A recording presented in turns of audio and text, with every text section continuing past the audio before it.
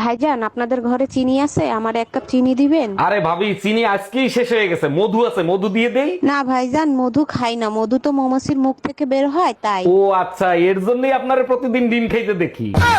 এই শুনছো, পায়েস খাইতে ইচ্ছা করতেছে, একটু পায়েস খাওয়াবা?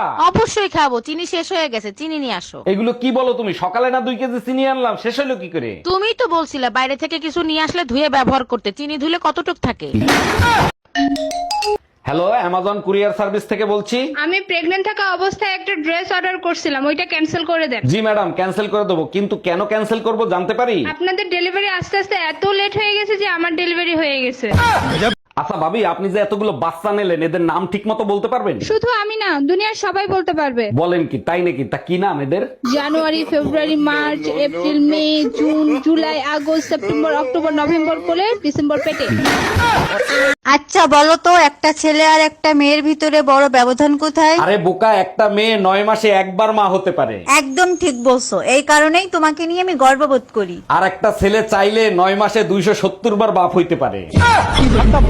ও বেদা, তোর জামাই দে সেরিগো সেন্ডের গন্ধ আইকা। অমাতারি, তুই কও কি? মুই দুনিয়াতে তোরে ছাড়া কাউরে চিনি? ও মনু, তুই কি কানারে হাইকোর্ট দেখাও? পাশের বাড়ির ভাবি ঈদের কোলাকুলি করা শিখাইছে। আইস গো তোরে তো মুই খাইছি। কি ব্যাপার অরুণ ভাই, এত সকাল সকাল গাট্টি বাইন্দা কোথায় রওনা দিলেন? ভাবি, কয়দিনের জন্য নোয়াখালী গ্রামের বাড়ি যাচ্ছি। ওইখানে তো বন্যার পানিতে ডুবে গেছে, ওইখানে যাই কি করবেন? যে কয়দিন তেরান দেয় সেই কয়দিন থাকবো, তারপর আবার চলে আসবো।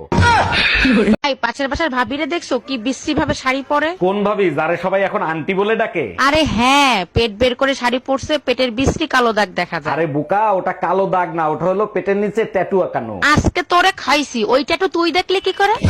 অনেকদিন তো ফোনে কথা বললাম, তোমার কি আমার সাথে দেখা করতে ইচ্ছে করে না? ইচ্ছে তো আমারও করে, যদি তোমার বউ টের পেয়ে যায়। আরে তোমারে তো বলাই হয় নাই, আমার বউ তো 3 বছর আগেই মারা গেছে। আমি মারা গেছি আর আমি জানি না? তুই আজকে বাসায় আয়, তোর খবর আছে। এবার পুজোয় কোথায় কোথায় নিয়ে যাবা, কিছু ঠিক করছো? তুমি যেথায় যেথায় যাইতে চাবা সেথায় সেথায় নিয়ে যাব। আচ্ছা, দুর্গাপূজা তো প্রত্যেক বছর দেখো, তাহলে এর থেকে কি শিক্ষা লাভ করছো? প্রতিদিন বেলুন খুন্তির মার খাওয়ার চাইতে একবারে মরে যাওয়াই ভালো। তুমি যে 2-3টা ছেলে মেয়ে পয়দা দেছো, ওগুলো কি একটাও মানুষের জাত হইছে? সব দোষ আমাকে দিচ্ছ কেন? তোমার কোনো দোষ নাই। 1 মিনিট, আমার দোষ দিচ্ছ কেন? পয়দা তো দিছো তুমি। তুমি যে জিনিস কুরিয়ার করছো, আমি সেই জিনিস ডেলিভারি দিছি, তাহলে দোষটা কার? এই টুম্পা, তোমার ছেলের মনে হয় খিদা লাগছে, আরে কিছু খাওয়াও। কিছুক্ষণ আগে ওরে খাওয়াইছি, তুমি এক কাজ করো, ওরে 1 গ্লাস পানি খাওয়াও।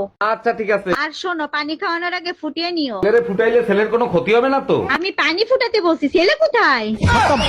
এই, তোমার হাতে কি হয়েছে? হাত কাটটা তোমার নাম লেখছি। নাম লিখছো, ভালো কথা, তা বান্ধে রাখছো কেন? নামের বানান ভুল করছি। নামের বানান ভুল করছো? কি নাম লিখছো? টুম্পার জায়গায় রুম্পা লেখছি। ওই হাত আমি কাটটা টুকরো টুকরো করে ফেলাবো।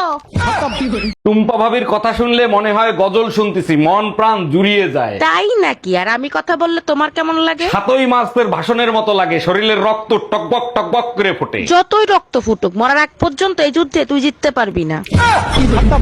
এই, তোমার গরুর ফার্ম দিয়া দুধ আনতে বলছি, দুধ কই? দুধ আনতেই তো গেছিলাম, দুধ তো দিল না, উল্টো মাইর দিছে। মার দিছে? দুধ আনতে গেলে মারবে কেন? কি করছো তুমি? আমি বললাম ভাই 1 লিটার দুধ দেন, সে বলে বউ বাজারে গেছে, 1 ঘন্টা পরে আসেন। আমি বললাম বউ গরুর দুধ নিতে বলছে।